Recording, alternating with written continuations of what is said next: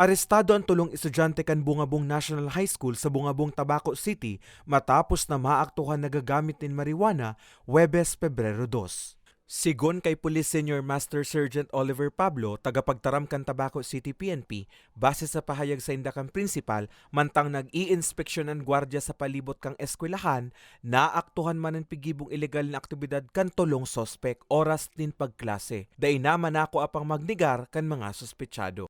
Turn over po sa atin dito sa Tabaco City Police Station after po ng inventory, yung required na inventory and processing ng Republic Act N165.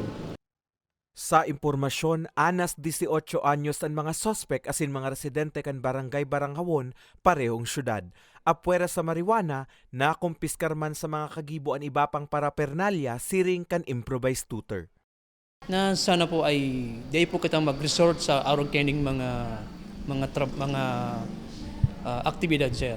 Lalong-lalo na po mga estudyante kita, dakulaon po ang futuro na pwedeng makuha ka mga estudyante kita. Sana po, desinda mag-try na mga arog keni.